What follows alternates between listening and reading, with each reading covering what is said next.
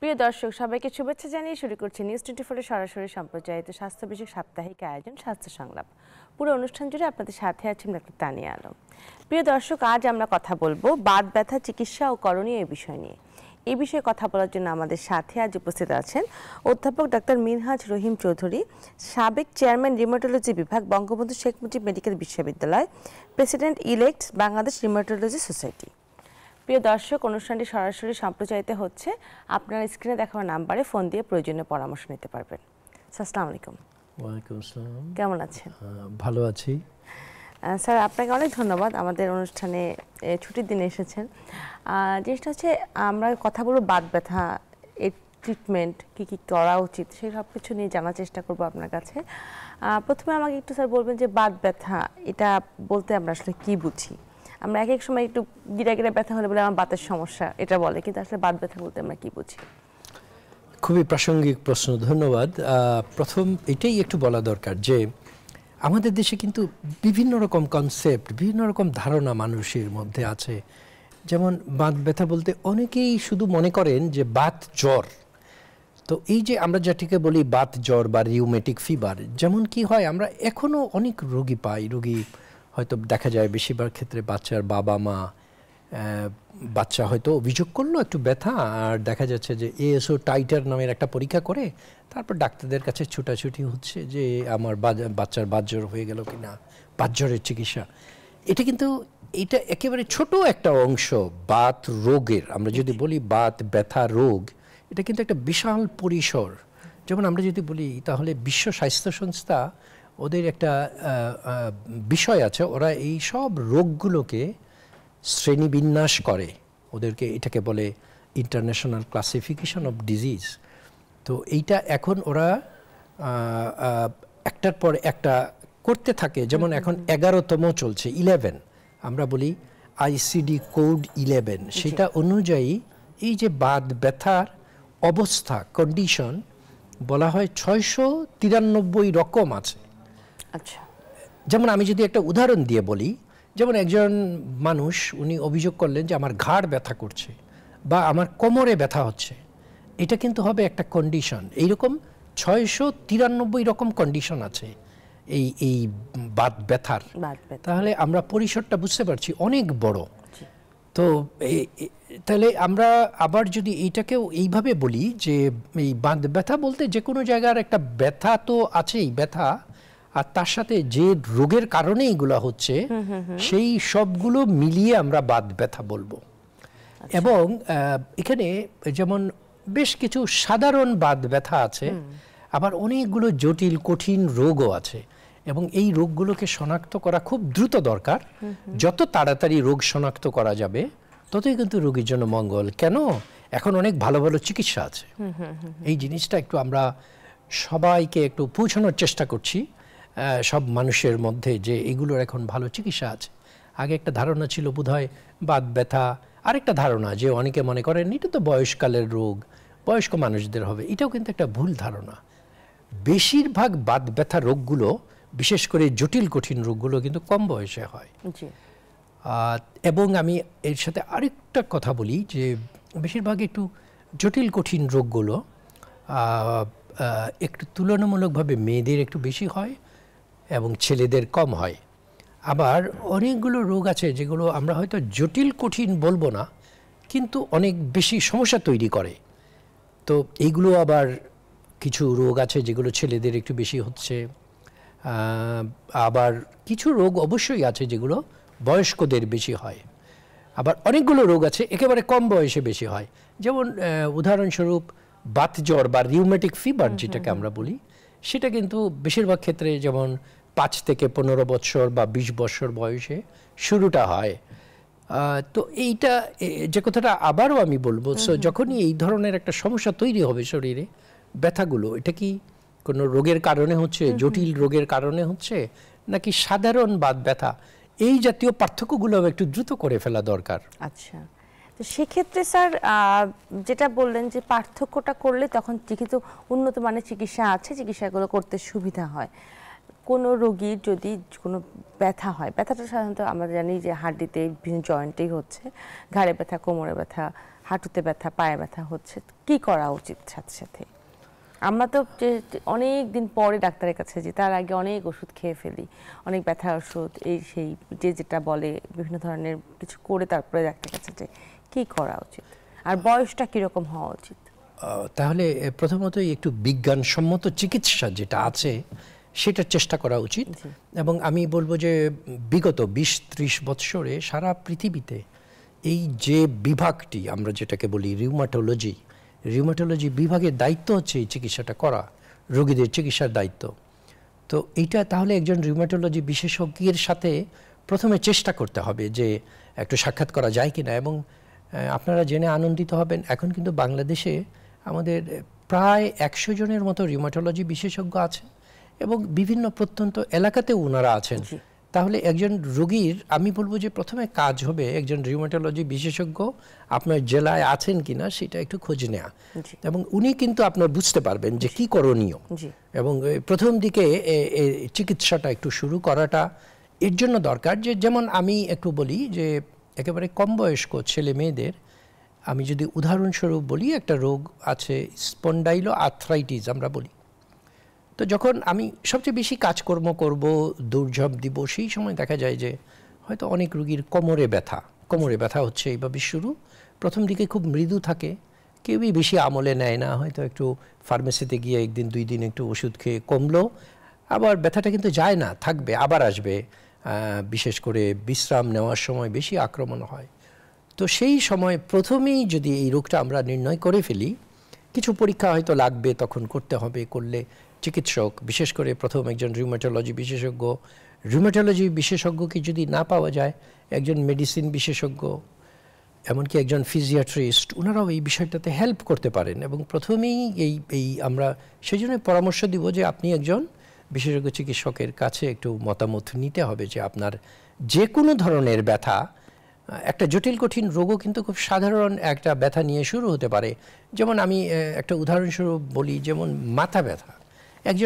একজন বয়স্ক মানুষের হঠাৎ করে মাথা ব্যথা হলো, সেই মাথা ব্যথাটাও কিন্তু একটা বাত জাতীয় রোগ থেকে হতে পারে, যেটা অনেক রকম জটিলতা, যেমন অনেক সময় অন্ধত্ব পর্যন্ত হয়ে যেতে পারে মাথা ব্যথা থেকে। তো যেটাই হোক না কেন, প্রথমে তাহলে ওই রকমই একজন বিশেষজ্ঞ চিকিৎসকের একটু মতামত নেওয়াটা দরকার, এটা আমরা খুব প্রয়োজন মনে করি। জি স্যার, যেটা আমাদের নর্মাল যে ঢাকা বাংলাদেশের ভিতরে সবাই মনে করে বাত ব্যথা, রিউমাটয়েড আর্থ্রাইটিস একটা আছে, আর এটা হচ্ছে গাউট। তো সবাই মনে করে যে বাত মানে হচ্ছে গাউট, একটু জয়েন্ট ফুলে গেছে। তো এই দুটার মধ্যে আমরা একটু জানতে চাচ্ছি। আচ্ছা, তাহলে আমি প্রথমে গাউট নিয়ে একটু কথা বলি। হ্যাঁ, আপনি ঠিকই বলছেন, অনেকেই গাউট বাত সম্পর্কে জানেন। এবং আমাদের কাছে অনেক রোগীরা আসেন হাসপাতালে এবং প্রাইভেট হাসপাতালেও যাই হোক, যে আমার তাহলে কি খাবার দাবার আমি খাবো। বেশিরভাগ বাত রোগীদের কিন্তু খাবার দাবারের ব্যাপারে অতটা চিন্তার বেশি কিছু নাই, কিন্তু গাউট বাতটা কিন্তু একটু খাবার দাবারের সাথে সংশ্লিষ্ট। আমরা কিছু কিছু খাবার গাউট বাত, যেগুলো মূলত ইউরিক অ্যাসিড রক্তে বেড়ে গিয়ে এই বাত তৈরি হয়।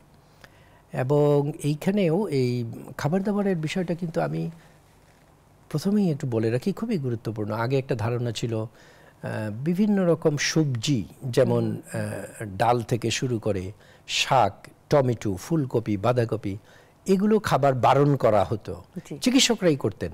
এখন কিন্তু এই ধারণাটা পাল্টে গেছে। এখন বলা হচ্ছে যে না, এইগুলো ওনারা বরং আরও বেশি খাবেন। তো সর্বশেষ যে ধারণাটা, বিজ্ঞানসম্মত ধারণাটা, সেটাতে কিছু খাবার গাউট রোগীরা বাদ দিবেন। তার মধ্যে সবচেয়ে গুরুত্বপূর্ণ কিন্তু এই যে কোমল পানীয়, যেগুলো আমরা বেভারেজেস বলি, কোকাকোলা, ফান্টা, 7 আপ, এইসব খাবারগুলো কিন্তু বাদ দিতে হবে। তারপর আসে বড় বড় সামুদ্রিক মাছ, গলদা চিংড়ি ইত্যাদি একটু বাদ দিতে হবে। ঘিলা, কলিজা, মগজ আর রেড মিট একটু একেবারে নিষেধ না, কিন্তু কম পরিমাণ খাবেন, যেমন গরুর মাংস, খাসির মাংস ইত্যাদি বিষয়গুলো। আর শাকসবজির জায়গায় কিন্তু কোনো বারণ নাই, গাউট রোগীরা ইচ্ছা মতো খেতে পারবে। তো এই জায়গাগুলো কিন্তু নতুন নতুন যে ধারণা, সেই ধারণাগুলো নিয়ে কিন্তু আমাদের একটু এগোতে হবে।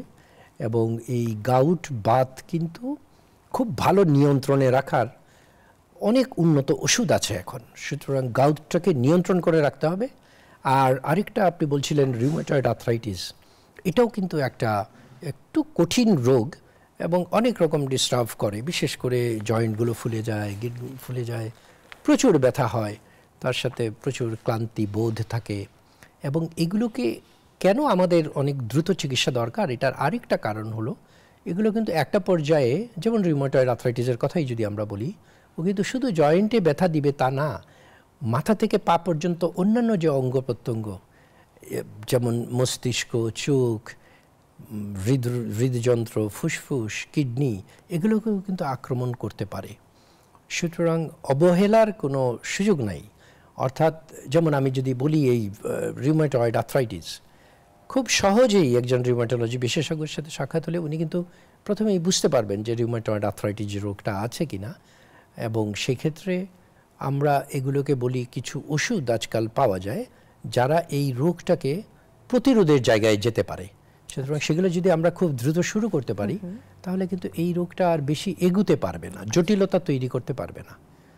এই জায়গাটা খুব গুরুত্বপূর্ণ। ডিফারেন্সিয়েটটা সাধারণত আমরা কিভাবে করব? যদি কোনো পেশেন্টে, যেটা বললেন যে একটা হচ্ছে গেটে বাত যেটা গাউট, আর রিউমেটয়েড আর্থ্রাইটিস যেটা হচ্ছে জটিল হতে পারে, ডিফারেন্সিয়েটটা কিভাবে করা হয় একটু বলুন।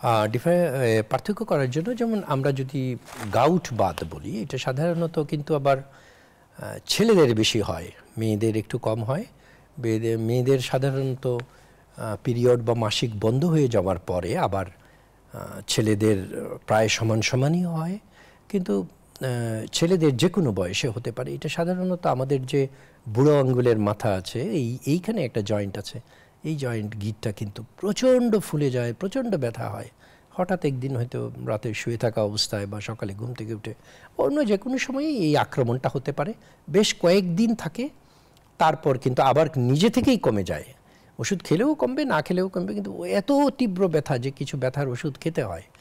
আর শুধু যে ওই যে পায়ের বুড়ো আঙ্গুলের মাথায় হবে তা না, অন্যান্য জায়গায় পায়ের পাতা, তারপর ওই যে আমরা গোড়ালির যে জয়েন্ট, এগুলোতেও হতে পারে। তো এইটা হয় সাধারণত গাউট রোগটা এইভাবে আক্রমণ করে। এবং এটা ক্রমশ দেখা যায়, যদি আমরা এটাকে ঠিকমতো চিকিৎসা না করি তাহলে কিন্তু এটা বাড়তে বাড়তে এক পর্যায়ে অন্যান্য গিটগুলোতেও আক্রমণ করে এবং এটা যে কোনো জায়গায় পরবর্তীতে আক্রমণ হয়। এবং এটা আগে অনেক দিন পর পর হয়তো দেখা যেত যে আক্রমণ হচ্ছে। যত দিন যাবে আমরা যদি চিকিৎসাটা ঠিকমতো না করি তাহলে কিন্তু সেই দূরত্ব বা সময়ও কমতে থাকে, অনেক ঘন ঘন আক্রমণ হওয়া শুরু হয়। এবং এটা আমরা বলি যে যার হয় নাই সে কিন্তু বুঝতে পারবে না যে কি তীব্র ব্যথা। আচ্ছা। আবার রিউমেটয়েড আর্থ্রাইটিসের রোগীদের কিন্তু বিশেষ করে হাতে এবং পায়ে ছোট ছোট জয়েন্টগুলোতে বেশি আক্রমণ হয়, এইখানেও প্রচণ্ড ব্যথা হয়। শুয়ে থাকা অবস্থায় ব্যথা ফুলে যায়, অনেকের ফুলে যায়, তারপরে অনেকের শুধুই ব্যথা থাকে এবং বিশ্রামে কিন্তু এগুলো বেড়ে যায়। সকালে ঘুম থেকে ওঠার পরে আড়ষ্ট হয়ে থাকে, অনেকক্ষণ লাগে সহজ হতে, একটু হাঁটাচলা করলে তারপর কিছুটা ভালো লাগে।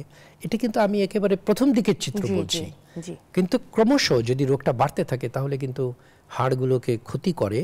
একটা পর্যায়ে গিয়ে কিন্তু দেখা যায় যে হাত পা আঁকাবাঁকা হয়ে যেতে পারে এবং এত তীব্র ব্যথা হতে পারে যে সেটাকে কিন্তু শুধু ব্যথার ওষুধ দিয়ে বা এমনকি প্রথম দিকের যে ওষুধ আছে যেগুলো রোগটাকে বাধা দিবে সেগুলো দিয়ে কাজ হয় না, তখন আরও উন্নত আধুনিক চিকিৎসার প্রয়োজন হয়।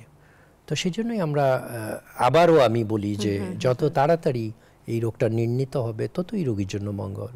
কিভাবে পরীক্ষা নিরীক্ষাগুলো করা হয় যদি কারো রিউমেটয়েড আর্থ্রাইটিস যেটা বেশিরভাগ ক্ষেত্রে একজন রিউমেটোলজি বিশেষজ্ঞ যেটা করবেন যে কিছু রক্তের পরীক্ষাটা বেশি দরকার এবং এই রক্তের পরীক্ষাগুলো আমাদেরকে পার্থক্য করতেও সাহায্য করে।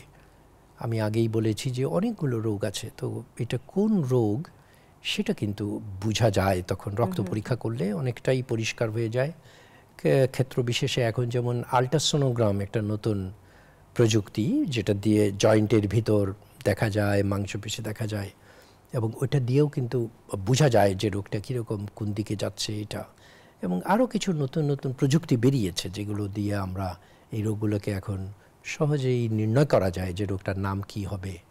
এবং তখন আমরা রোগীদের সাথে এটা নিয়ে আলোচনা করি যে এটার ভবিষ্যৎ কি, কিভাবে আমরা চিকিৎসাটা এগোবো এইভাবে। আর যদি কারো গেটে বাত যেটা হয় সেটা তাহলে কিভাবে পরীক্ষা নিরীক্ষা করা হয়? এখন এই যে আমরা যে বলছি রিউমেটয়েড আর্থ্রাইটিস বা এই যে আমরা আরেকটি বাতের কথা বললাম স্পন্ডাইলো আর্থ্রাইটিস বা আরো অসংখ্য বাত, ওগুলো কিন্তু ওই গিটগুলোতে বা জয়েন্টগুলোকে আক্রমণ করে, কিন্তু বাংলা ভাষায় আমরা যেটাকে গেটে বাত বা গিট বাত হয়তো বলি, সেটা মূলত এই যে রিউমেটয়েড আর্থ্রাইটিস যে বাত, এটাকেই সাধারণভাবে বোঝানো হয়। তো এখন সবগুলোর কিন্তু আবার রিলেশন স্যার কোনটার, যেটা আমরা খুব কমনলি কিছু বলা হয় যে ইউরিক অ্যাসিড বেড়ে গেছে এই জন্য আমার ব্যথা করছে। ইউরিক অ্যাসিড কিন্তু ওই যে গাউট বাত, যেটা আমরা আগেই আলোচনা করলাম। কিন্তু আমি যে কথাটা একটু বলতে চাচ্ছি যে এই যে সবগুলোর কিন্তু আবার বাংলা নেই, আমরা এগুলো বাংলায় করতে পারি না। আমরা যদিও অনেক সময় শুনি আমবাত ইত্যাদি ইত্যাদি বিভিন্ন রকম বাত, বাট পরিসরটা এত বড়, এগুলো সব আসলে বাংলায় এখনো আমরা ওইভাবে বলতে পারি না যে সবগুলোর বাংলা হয়ে গেছে, তা না। না, রিউমেটয়েড আর্থ্রাইটিস খুবই কমন একটা। রিউমেটয়েড আর্থ্রাইটিসকে আমরা হয়তো গিট বাত বা গেটে বাত বলতে পারে। এইটাই। তো গাউটের সাথে রিলেশন সাধারণত মানে গাউট হচ্ছে ইউরিক অ্যাসিড রিলেশন। তো সেক্ষেত্রে একটা ছোট পরীক্ষা করলেই বোঝা যায় যে তার আসলে গিট বাত মানে গাউট নাকি রিউমেটয়েড আর্থ্রাইটিস। ছোট পরীক্ষা আমি বলবো না, আমি বলবো বেশ কয়েকটি পরীক্ষার সাহায্য আমাদের নিতে হবে, এবং সেখানে বেশিরভাগই রক্তের পরীক্ষা করা হয়, রক্তের পরীক্ষা। আর গাউট বাতের ওই যে যেমন আমরা একটু আগে বলছিলাম আল্ট্রাসোনোগ্রাম, ওটা করে কিন্তু গাউট বাতের বেশ কিছু ভালো চিহ্ন থাকে, ওটা বোঝা যায়। আবার গাউট বাতের একটু ওখান থেকে আমরা অনেক সময় জয়েন্ট থেকে একটু রস নিয়ে পরীক্ষা করি, এটাকে আমরা বলি ক্রিস্টাল, ওটা মাইক্রোস্কোপের নিচে দেখা যায়। তো এইভাবে এটাকে নির্ণয় করা যায়। আর তাছাড়া গাউট বাতের রোগীদের ইতিহাস, অর্থাৎ উনি যেভাবে এইটা উপসর্গগুলো বর্ণনা করবেন, সেটা শুনলেই কিন্তু একজন চিকিৎসক বুঝতে পারেন যে এটা গাউট বাত হওয়ার সম্ভাবনা। অনেকে আছেন যারা ঘুম থেকে ওঠার পরই বলেন যে তার পা ফেলতে সমস্যা হচ্ছে, নড়াচড়া করতে সমস্যা হচ্ছে, তারপর আস্তে আস্তে ঠিক হয়ে যায় দিন শেষে। তো এটা কোন ধরনের বাতের ভিতরে পড়ে? এটা কিন্তু বেশিরভাগ যেগুলো একটু আমরা বলছিলাম যে জটিল কঠিন বাতগুলো, এগুলো কিন্তু বেশিরভাগ এইরকমই হবে। সকালবেলা একটু এই জড়তা বেশি থাকবে এবং তারপর একটু আস্তে আস্তে ভালো লাগবে, একটু নড়াচড়া করলে ভালো লাগবে। এগুলো কিন্তু অনেকগুলো বাতের এইভাবে শুরুটা হবে। সেক্ষেত্রে অবশ্যই মানে ছোট একটা লক্ষণ দিয়ে কিন্তু বোঝা যায় যে তার একজন রিউমাটোলজিস্টের কাছে যাওয়া উচিত কিনা। স্যার, আমরা আরও কিছু কথা বলবো একটা বিরতি পর এসে। আজ আমরা কথা বলছি বাত ব্যথা চিকিৎসা ও করণীয় এই বিষয় নিয়ে। আমাদের সাথে আছেন অধ্যাপক ডাক্তার মিনহাজ রহিম চৌধুরী। স্যার, বিরতিতে যাবার আগে কিন্তু আমরা বাত ব্যথা রিউমাটয়েড আর্থ্রাইটিস সম্পর্কে আপনার কাছে জানলাম। আমাকে একটু বলবেন যে এই ডিজিজগুলো কেন হয়, কারণগুলো কি কি? আচ্ছা, যদি আমরা জটিল কঠিন বাতগুলোর কথা বলি, তাহলে আমরা সাধারণত বলি আমাদের শরীরে একটা রোগ প্রতিরোধ শক্তি আছে, যেটাকে আমরা বলি ইমিউন সিস্টেম। ওদের কাজ হচ্ছে, দায়িত্বটা হচ্ছে আমার শরীরকে পাহারা দিবে, কোনো অসুখ বিসুখ যাতে না হয়। তো এই যে জটিল বাতগুলো, এগুলো কিন্তু বেশিরভাগ ক্ষেত্রে হয় কি, এই ইমিউন সিস্টেম এর দায়িত্ব হচ্ছে আমার শরীরকে পাহারা দেয়া। কোথায় পাহারা দিবে? উল্টো ওরাই কিন্তু একটা পাগলামো করে আমার শরীরের এই বিভিন্ন অঙ্গ প্রত্যঙ্গকে আক্রমণ করে, জয়েন্টকে আক্রমণ করে, এবং তারপর কিন্তু এই রোগটা তৈরি হয়। তাহলে আমরা একটু মোটা দাগে এটা বলতে পারি যে একটা ইমিউন সিস্টেম বা রোগ প্রতিরোধ শক্তির এক ধরনের পাগলামো বা প্রতারণা, যে কাজটা সে উল্টো করে ফেলে। আমাকে কোথায় সে রক্ষা করবে তা না, আমাকে বাঁচাবে, এবং আমাকে আরও আক্রমণ করে, রক্ষা না করে আরও আক্রমণ করে। এবং এই যে ইমিউন সিস্টেম, এটা কিন্তু আমাদের শরীরের অত্যন্ত গুরুত্বপূর্ণ একটা সিস্টেম। যেমন এখানে অনেকগুলো কোষ আছে, যে কোষগুলো আমরা অনেকেই জানি যারা চিকিৎসক, টি সেল, বি সেল, এগুলো চিকিৎসকদের জন্য গুরুত্বপূর্ণ। এদের এই সিস্টেমটা তাহলে একটা প্রতারণা থেকে রোগটা হয়। এখন এর পরের প্রশ্ন হলো যে তাহলে কেন করে প্রতারণা? কারো শরীরে করছে, কারো শরীরে করছে না। এখনও কিন্তু এই জায়গাটা নিয়ে প্রচুর গবেষণার জায়গা রয়ে গেল যে কেন কারো কারো হচ্ছে, কেন কারো কারো হচ্ছে না। যেমন কিছু কিছু ক্ষেত্রে আমরা দেখি যে এটা আমরা বলি জেনেটিক, জিনের প্রভাব, এনভায়রনমেন্ট বা পরিবেশের প্রভাব, এগুলো আছে। তারপর বোধহয় একটা বংশগত বিষয়েও আলাপ হয় অনেকগুলো রোগে। যেমন কিছু কিছু ক্ষেত্রে আমাদের কাছে রোগীরাও জানতে চান যে এটা কি আমার বংশগত কোনো প্রভাব কিনা, আমার পরবর্তীকালে বাচ্চাদের হবে কিনা, আমার বাচ্চাদের হবে কিনা। তো সেটার উত্তর কিন্তু হচ্ছে যে সবার ক্ষেত্রে কিন্তু এটা ঘটবে না। একটা বংশে থাকলো তাই বলে কি সবার ঘটবে তা না, কিন্তু হয়তো সেখানে শতকরা 10 ভাগ 20 ভাগ ক্ষেত্রে দেখা যায় যে বংশ পরম্পরায় কিছু কিছু রোগ আছে যেগুলো হয়। তো সেটাকে একটু হয়তো একটা সময় গিয়ে সেটা আসে রোগটা, কিন্তু ঢালাওভাবে ঘটবে সেরকম কিন্তু হবে না। আচ্ছা, আর এই যে আমাদের এই রোগগুলো থেকে বংশগতভাবে হতে পারে, আবার অন্যান্য কারণও বললেন। শীতকালে কি বাত ব্যথাগুলো বাড়ে কিনা? এটাও একটা ধারণা আছে যে শীতকালে বোধহয় বাত ব্যথা বেড়ে যায়, কিন্তু এরকম বিজ্ঞানসম্মত কোনো নাই এটার পক্ষে। কিন্তু আমরা স্বাভাবিকভাবে বুঝতে পারি যে আমরা যেহেতু রোগগুলোর কথা আগে বলছিলাম, অনেকগুলো রোগী আছে সকালে ঘুম থেকে ওঠার পরে বা বিশ্রামের পরে আড়ষ্টতাটা বেড়ে যায়। তো সেই ক্ষেত্রে যখন ঠান্ডার দিনগুলোতে এই অনুভূতিটা কিন্তু একটু বেশি হবে, তখন রোগীদের কাছে স্বাভাবিকভাবেই মনে হবে যে আমার ব্যথাটা বেড়ে গেল বা আমার এই আড়ষ্টতা, জ্যাম লেগে থাকা এইগুলো বেড়ে যায়। তো এই ধরনের একটা অনুভূতি হয় যে রোগটাও বেড়ে গেল হয়তো, কিন্তু রোগ ঠিক বাড়ে না, কিন্তু রোগীদের অনুভূতি বা কষ্টটা একটু কষ্টটা বেড়ে যায়। আর স্যার দেখা যায় যে এই রোগের ট্রিটমেন্টগুলো যেগুলো হচ্ছে রিয়েলি বাত ব্যথা, রিউমাটয়েড আর্থ্রাইটিস, এই ট্রিটমেন্টগুলো কিন্তু একটু উন্নত দেশের সাথে আমাদের দেশের সাথে কেমন আছে, যে সেমভাবে ট্রিটমেন্টটা হচ্ছে নাকি উন্নত বিশ্বে এই রোগের জন্য বিদেশ যেতে হবে? খুবই প্রাসঙ্গিক একটা প্রশ্ন, এবং আমি সবাইকে সকল রোগীকে বিনীত অনুরোধ করব যে সারা পৃথিবীতে যে ধরনের চিকিৎসা আছে এই বাত ব্যথার রোগের, এটা আপনারা একটু নিশ্চিন্তে বাংলাদেশে এই চিকিৎসাটা নিতে পারেন। শুধু সঠিক সময়ে এবং সঠিকভাবে আপনি চিকিৎসকদেরকে দায়িত্বটা দিতে হবে যে কিভাবে চিকিৎসাটা হবে। আমি আগেই একটু বলার চেষ্টা করছিলাম যে বেশিরভাগ রোগী কিন্তু রিউমেটোলজি বিশেষজ্ঞের সহায়তা নিতে হবে, এবং আমি আবারও বলছি প্রায় সবগুলো রোগের যে উন্নত আধুনিক চিকিৎসা সেগুলো কিন্তু এখন বাংলাদেশে আছে, এবং তুলনামূলকভাবে অনেকটা সুলভ মূল্যেই আছে। যেগুলো আমরা উন্নত আধুনিক চিকিৎসা বলতে আজকাল বুঝি বায়োলজিক্স ড্রাগ, তারপর আরেকটা গ্রুপের ড্রাগ আমরা এগুলোকে বলি জেক ইনহিবিটর, জেনাস কাইনেজ ইনহিবিটর, এবং এগুলো কিন্তু সারা বিশ্বে অত্যন্ত চড়া দামে বিক্রিত হয় ওষুধগুলো।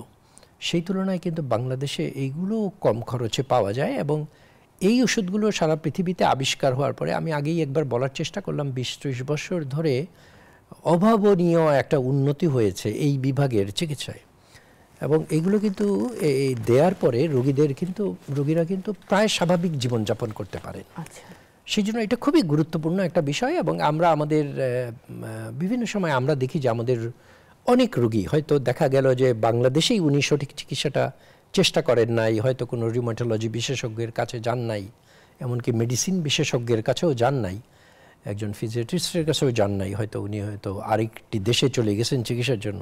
তো এই জায়গাগুলো আমার মনে হয় একটুখানি চেষ্টা করতে হবে ওইভাবে, এবং এটা ব্যাপক একটা আমার কাছে মনে হয় যে এইটাও একটা সামাজিকভাবে একটা যোগাযোগের ব্যবস্থাটা থাকা দরকার, যে এই চিকিৎসাগুলো বাংলাদেশে হচ্ছে।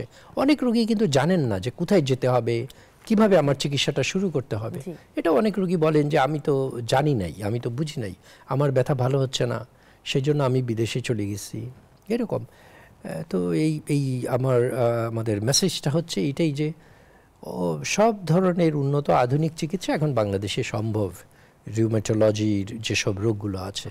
আচ্ছা স্যার, এই যে ওষুধগুলো যে ইউজ করা হয়, এই ওষুধগুলো দেখা যায় যে লং টার্মে ইউজ করা হচ্ছে আপনাদের কাছে একটা পেশেন্টের, কারণ এই ওষুধ যেটা প্রথমে আপনি বলেছেন, চেষ্টা করেছেন যে এই রোগগুলোকে প্রতিরোধ করে রাখতে হবে, মানে যাতে কমপ্লিকেশনগুলো ডেভেলপ না করে।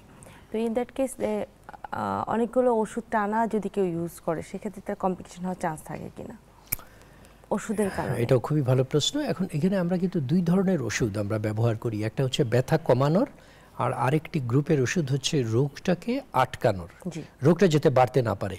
এবং এইগুলোই কিন্তু আসল ওষুধ। ব্যথার ওষুধ খেয়ে আমি সাময়িক ব্যথা কমবে এটা কিন্তু হবে না, এবং সেই জন্য ব্যথার ওষুধগুলো আমরা সকলেই জানি দীর্ঘদিন খেলে কিডনির ক্ষতি হতে পারে, লিভারের ক্ষতি হতে পারে, ইত্যাদি ইত্যাদি, এবং অসংখ্য আরও সমস্যা তৈরি হতে পারে। এবং এই প্রসঙ্গে আমি একটা কথা একটু বলে রাখি, স্টেরয়েড জাতীয় একটা ওষুধ খুব বাত রোগে ব্যবহার হয়। স্টেরয়েড জাতীয় ওষুধের কিন্তু অনেক পার্শ্ব প্রতিক্রিয়া আছে। আপনারা কোনোভাবেই রোগীদেরকে আমি বলবো যে এটা দীর্ঘদিন খাবেন না। এবং এটাও কিন্তু আজকাল সারা পৃথিবীতে বলা হচ্ছে যে এটা খুব অল্প দিনের জন্য আপনাকে খেতে হবে। কিছু কিছু রোগ আছে, যেমন আমি উদাহরণস্বরূপ বলি, এসএলই একটা রোগ আছে, অত্যন্ত অত্যন্ত কঠিন, নানান রকম সমস্যা তৈরি করতে পারে। সেখানে কিন্তু আবার চিকিৎসকই আপনাকে দিবেন, কিন্তু আপনি খেয়াল রাখবেন যে কোনো চিকিৎসকই কিন্তু দীর্ঘদিন এটা আপনাকে খেতে বলবেন না। তাহলে ব্যথার ওষুধ আর এই যে স্টেরয়েড জাতীয় ওষুধ, এগুলো কিন্তু অল্প সময়ের জন্য খেতে হবে। আবার রোগের যে ওষুধগুলো, যেগুলোর কথা আমরা বলছিলাম, genus kinase inhibitor and biologics, এই গ্রুপের ওষুধগুলো কিন্তু লম্বা সময় আপনাকে খেতে হবে। অথবা যারা এই মোটা দাগে রোগটাকে ভিতর থেকে যারা বাধা দিতে পারে, সেই ওষুধ কিন্তু আপনাকে দীর্ঘদিন খেতে হবে। এবং এতে কিন্তু আপনার ভয় পাওয়ার কোনোই কারণ নাই। একটা কাজ শুধু আপনাকে করতে হবে, এটা নিয়ম আছে একটা, অন্তত 3 মাসে একবার সেই চিকিৎসকের কাছে আপনাকে যেতে হবে। উনি আপনার রক্তটা একটু পরীক্ষা করে দেখবেন, কিডনি কেমন কাজ করে, লিভার কেমন কাজ করে, এগুলো ঠিক আছে কিনা এটা দেখে দেখে উনি এগোবেন। এটা হচ্ছে চিকিৎসকের দায়িত্ব। এই জায়গাটা কিন্তু একটু দায়িত্ব একটু নিতেই হবে, নিয়ে এই কাজটা সঠিকভাবে বিজ্ঞানসম্মত উপায়ে করলে এই রোগগুলোকে এখন খুব ভালোভাবে নিয়ন্ত্রণে রাখা যায়। আমরা এখনও বলি না যে পুরোপুরি একেবারে আরোগ্য হয়ে যাবে, নির্মূল হয়ে যাবে রোগটা, তা না। কিন্তু আমরা বলি যে এখন প্রায় স্বাভাবিক জীবনযাপন করা সম্ভব। রোগটা আপনার থাকবে, কিন্তু প্রায় স্বাভাবিক জীবনযাপন করা সম্ভব। এরকম অসংখ্য রোগ আছে, যেমন হাই প্রেশার, ডায়াবেটিস, এজমা বা হাঁপানি, এগুলোও কিন্তু ওইভাবেই নিয়ন্ত্রণ করে রাখা লাগে। এবং সকল ধরনের জটিল কঠিন বাতগুলোও কিন্তু এখন খুব ভালোভাবে নিয়ন্ত্রণে রাখা সম্ভব, প্রায় স্বাভাবিক জীবনযাপন করা সম্ভব। জি, আমরা আরও কিছু কথা বলবো এটা বিরতির পর এসে। ফিরছি ছোট্ট একটি বিরতির পর, স্বাস্থ্য সংলাপের সাথেই থাকুন। জানাচ্ছি স্বাস্থ্য সংলাপে আজ আমরা কথা বলছি বাত ব্যথা চিকিৎসা ও করণীয় বিষয় নিয়ে। আমাদের সাথে আছেন অধ্যাপক ডাক্তার মিনহাজ রহিম চৌধুরী। স্যার, বিরতিতে যাবার আগে আমি অনেক কিছু জানলাম আপনার কাছে। আপনি একটা ডিজিজের নাম বলেছেন এসএলই, এই সম্পর্কে একটু জানতে চাচ্ছি। যদিও এটা মানে খুব কমন ডিজিজ না আমাদের কাছে, কিন্তু যাদের হয় তাদের জন্য কিন্তু আসলে স্যার একটু মানে কঠিন হয়ে যায়। তো এই বিষয়ে একটু জানতে চাচ্ছি, লক্ষণ। ধন্যবাদ। একটু আলোচনা করা দরকার এর জন্য যে এসএলই রোগটা আবার কিন্তু খুব কম বয়স্ক মেয়েদের বেশি হয়, ছেলেদেরও হয়। ছেলেদেরও হয়। আগে একটা সময় ধারণা ছিল যে ছেলেদের বোধহয় হয় না, কিন্তু এখন দেখা যায় অনেক ছেলের মধ্যেও এই রোগটা হয়। এবং এই জন্য দরকার যে এটাও কিন্তু যদি আমরা খুব দ্রুত চিকিৎসা না করি, তাহলে আমি আগেই যেটা বারবার বলছিলাম যে অনেক ধরনের জটিলতা হতে পারে। এবং এই রোগটা বেশিরভাগ ক্ষেত্রে দেখা যায় যে একটু হয়তো স্কিনে, ত্বকে এক ধরনের র্যাশ বলি আমরা, লাল লাল ছোপ ছোপ দাগ হয় মুখে, বিশেষ করে অন্যান্য জায়গায়ও হতে পারে। এইভাবে অধিকাংশ ক্ষেত্রে শুরু হয়, মুখের ভিতরে ঘা হয়, অনেক চুল পড়ে যেতে থাকে, রোগীর জ্বর হয়, তারপর দেখা যায় যে খুব দুর্বল লাগছে, শরীরের ওজন কমে যাচ্ছে, খাবার রুচি কমে যাচ্ছে। এবং চিকিৎসা না করলে যেটা ঘটে সেটা মাথার মস্তিষ্ক, চোখ, তারপর এইদিকে ফুসফুস, হৃদযন্ত্র, কিডনি, যে কোনো অঙ্গ প্রত্যঙ্গে কিন্তু চলে যেতে পারে, আক্রমণ হতে পারে। এবং সেগুলো অনেক সময় কিন্তু আরও জটিল হয়ে বিভিন্ন রকম, অর্থাৎ অঙ্গ প্রত্যঙ্গগুলো ফেইল করতে পারে এবং অনেক সময় দেখা যায় যে জীবনের উপরও আঘাত আসে। তো আবার বিপরীত স্রোতে আমরা যদি এই রোগটাকে সঠিকভাবে থামাতে পারি, তাহলে কিন্তু আবার রোগী একেবারে স্বাভাবিক হয়ে যান। তো এর জন্যই আবারও আমরা বলি যে রোগটাকে যত তাড়াতাড়ি নির্ণয় করা, যত তাড়াতাড়ি সঠিক চিকিৎসাটা শুরু করা, তাহলে কিন্তু এই জটিলতায় যেতে হয় না এবং রোগীদেরও প্রাণহানির কোনো আশঙ্কা থাকে না। তো যেভাবেই আসুক না কেন, অনেক সময় আছে এই এসএলই রোগীরা বাংলাদেশে আমাদের, যদিও দুর্ভাগ্যবশত আমরা এখনও সঠিক পরিসংখ্যান করতে পারি নাই, কিন্তু আমরা যে হাসপাতালগুলোতে রোগী দেখি সেখান থেকে আমরা ধারণা করি 8 থেকে 10 লক্ষ, কমপক্ষে 8 থেকে 10 লক্ষ এসএলই রোগী বাংলাদেশে আছেন। আচ্ছা, একটা সময় ছিল, আমি প্রায় 30-40 বছর আগের কথা বলছি, আমরা তখন একেবারে সদ্য পাস করা সেই পর্যায়ে, তখন কিন্তু মনে করা হচ্ছিল যে এই রোগগুলোকে মনে করা হতো একেবারে ক্যান্সারের সমতুল্য এরকম মনে করা হতো। জি আর এখন কিন্তু এই ধারণা পাল্টে গিয়ে এখন বলা হয় যে এই রোগী প্রায় স্বাভাবিক, সব কিছু করবেন। জি আগে আমার মনে আছে যেমন রোগীর বাবা মা এসে জিজ্ঞেস করতেন যে আমার মেয়েকে বিয়ে দিতে পারবো কি না, বাচ্চা নেওয়া যাবে কি না, এগুলো কিন্তু তখন আমরা বলতাম যে একটু ভেবে দেখতে হবে, চিন্তা করতে হবে, সমস্যাগুলো নিয়ে আলাপ আলোচনা করতে হবে, আপনাদের পরিবারে সমস্যা হতে পারে।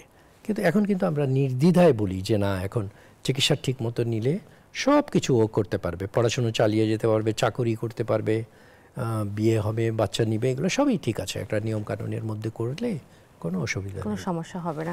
স্যার আমি আপনার কাছে অনেকগুলো চিকিৎসা সম্পর্কে জেনেছি, গাউট, রিউমাটয়েড আর্থ্রাইটিস।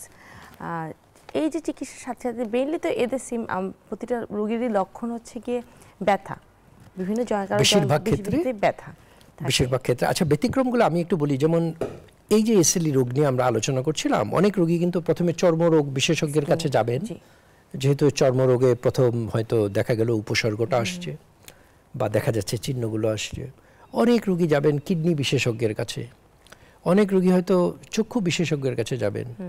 যেমন বেশ কয়েকটা রোগ আছে, ওরা কিন্তু প্রথমে চক্ষু বিশেষজ্ঞ, চোখ আক্রমণ করে, চক্ষু বিশেষজ্ঞরা পরে আমাদের কাছে পাঠান যে এটা রিউমেটোলজির কিছু আছে কিনা দেখতে হবে।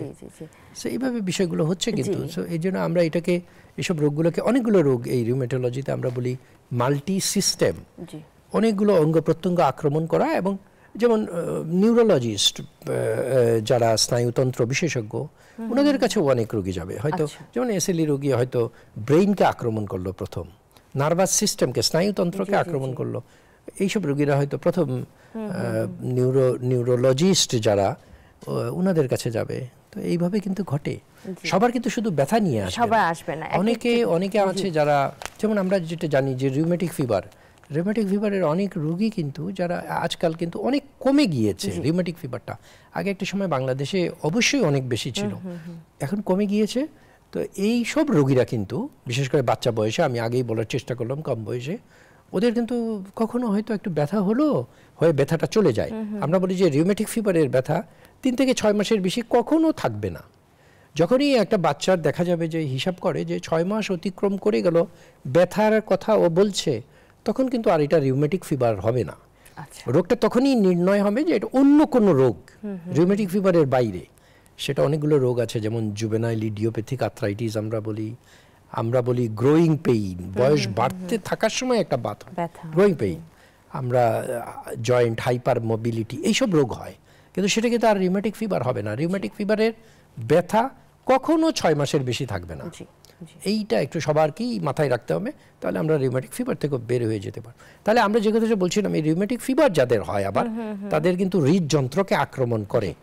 তো এই হৃদযন্ত্রকে আক্রমণ করলে আবার তাহলে ওরা কিন্তু হৃদরোগ বিশেষজ্ঞের কাছে যাবে, প্রথমে বাবা মা নিয়ে যাবে, এইভাবে ঘটে বিষয়টা। স্পেসিফিক ভাবে খুব কমই আসে, বিভিন্ন ভাবে অন্যান্য যদি সিস্টেম ধরে তখন দেখা যায়। কথাটা ঠিকই আছে, বাট আবার অধিকাংশ রোগীর হয়তো ব্যথা নিয়েই আসে। স্যার দেখা যায় যে কিছু যেটা বলেন মেডিসিন দেওয়া হয়, স্পেসিফিক ওষুধ আছে, এই ওষুধগুলো আপনারা এভাবে দিয়ে থাকেন। এই ওষুধগুলো খেলে দেখা যায় তার ট্রিটমেন্টটা খুব র্যাপিডলি, ড্রামাটিক্যালি তারা খুব সুস্থ হয়ে যায়, নর্মাল লাইফে ফিরে আসে। তো এইসব ওষুধ আবার দেখা যায়, এটা আমাদের বাংলাদেশে সবারই একটা প্রবলেম আছে যে ও ওষুধটা খাচ্ছে, ওটা ভালো হয়ে গেছে, আমি একটু খাবো। এই যে ওষুধের অপব্যবহার, এই বিষয়ে একটু জানতে চাচ্ছিলাম। হ্যাঁ, এটাও খুবই প্রাসঙ্গিক একটা প্রশ্ন। আমি বলি, আমাদের চিকিৎসকরা অনেকেই এখন পরিচিত আছেন এক ধরনের ওষুধ, যেটা আমি বলছিলাম জেনাস কাইনেজ ইনহিবিটর। এই ওষুধগুলো কিন্তু খুবই ভালো কাজ করে এই যে আমাদের রিউমেটোলজিতে যেসব জটিল রোগগুলো আছে সেগুলোকে প্রতিরোধ করার জন্য। কিন্তু এগুলোর কিন্তু আবার খুব ভালো একটা নির্দেশনা আছে যে কিভাবে আমরা ব্যবহার করব। যেমন আমি উদাহরণস্বরূপ বলি, আমাদের যেসব চিকিৎসকরা টোফাসিটিনিব বা বারিসিটিনিব, উপাডাসিটিনিব, এইসব ওষুধগুলো এখন বাজারে আছে, এগুলো যারা লিখবেন তারা কিন্তু নিয়ম হচ্ছে যে রোগীকে প্রথমে টিকা দিতে হবে, vaccine, pneumonia vaccine, influenza vaccine, এগুলো অবশ্যই দিতে হবে। দেওয়ার পরে তারপরে আরও কয়েকটা বিষয়ে দেখা লাগবে, যেমন আমরা বলি স্ক্রিনিং, রোগ জীবাণু আছে কিনা শরীরে, এটা দেখতে হবে। যেমন টিবির জীবাণু আছে কিনা, জন্ডিস, খারাপ জন্ডিসগুলোর জীবাণু আছে কিনা, এইগুলো কিন্তু আপনাকে আগে দেখে নিতে হবে। এটা আমি চিকিৎসকদের জন্য বলছি। এগুলো যদি না থাকে তখন কিন্তু আপনি এই ওষুধগুলো ব্যবহার করবেন। এবং এই যে টিবি বা যক্ষ্মার স্ক্রিনিংয়ের জন্য এটা আছে কিনা, রোগ জীবাণু অলরেডি আছে কিনা, ইতিমধ্যে আছে কিনা, এটা দেখার জন্য সবচেয়ে ভালো পরীক্ষা হচ্ছে কোয়ান্টিফেরন টিবি গোল্ড টেস্ট নামে একটা পরীক্ষা বাংলাদেশে এখন পাওয়া যাচ্ছে। তাহলে আমরা যখন চিকিৎসকরা এটা ব্যবহার করব, আমি আমার জুনিয়র চিকিৎসকদেরকে বলছি যে এই জায়গাটা একটু খেয়াল করে আমি ঠিকমতো প্রস্তুত করলাম কিনা আমার রোগীকে, সব ধরনের নিরাপত্তা আগে নিশ্চিত করে তারপরে কিন্তু ওষুধগুলো ব্যবহার করলে জটিলতা কম হবে। জি। এবং আমরা এই জেনাস কাইনেজ ইনহিবিটরগুলো খুব সুলভ মূল্যে বাংলাদেশে পাওয়া যায় দেখে, এবং এগুলো খুব কাজও করে, ভালো কাজ করে। কিন্তু ওই যে বিজ্ঞানসম্মত নিয়ম কানুন মেনে অনেক সময় দেখা যায় যে এটা ব্যবহারটা হয় না। এবং আরেকটা বড় সমস্যা হচ্ছে রোগীরাও কিন্তু গিয়ে যখন ওষুধের দোকানে ফার্মেসিতে ওষুধ চান বাত ব্যথা, এটা আমাদের প্রত্যন্ত এলাকায় গ্রামেগঞ্জে এখনও এটা প্রচুর আছে, যেটা আমরা জানি সকলেই যে অ্যান্টিবায়োটিকও ঠিক এইভাবেই অপব্যবহার হতে হতে হতে হতে অ্যান্টিবায়োটিকগুলো কিন্তু এখন কাজ করে না শরীরে। ঠিক তেমনি এই ধরনের ওষুধগুলো খুব ভালো বাত ব্যথা রোগের অধিকাংশ রোগের জন্য খুব ভালো কাজ করে। কিন্তু এই যে নিয়মকানুন না মেনে আমরা যদি অপব্যবহার করি, এগুলো ওষুধের দোকানে খুব সহজেই পাওয়া যায়। এগুলো কিন্তু সারা পৃথিবীতে কোনো উন্নত দেশে কিন্তু এইগুলো না, এইভাবে দেওয়া যায়। চিকিৎসকরাও সব নিয়মকানুন মেনে একেবারে সেই সঠিক বৈজ্ঞানিক পদ্ধতি অনুসরণ করে ব্যবহার করেন। জি স্যার। তো এই জায়গাটায় আমাদের কিন্তু অবশ্যই একটু খেয়াল করতে হবে। স্যার, আপনাকে অনেক ধন্যবাদ আমাদের অনুষ্ঠানে আসার জন্য এবং দর্শকদের প্রয়োজনীয় পরামর্শ দেওয়ার জন্য। আপনাকেও ধন্যবাদ। আপনাদের সকল কলাকুশলী যারা আছেন সবাইকে ধন্যবাদ। জি, দর্শক দেখছিলেন স্বাস্থ্য সংলাপ, আজ এখানে শেষ করছি। আশা করি আগামী অনুষ্ঠানে আবারও দেখা হবে অন্য কোনো বিষয় নিয়ে। সে পর্যন্ত ভালো থাকবেন, সুস্থ থাকবেন।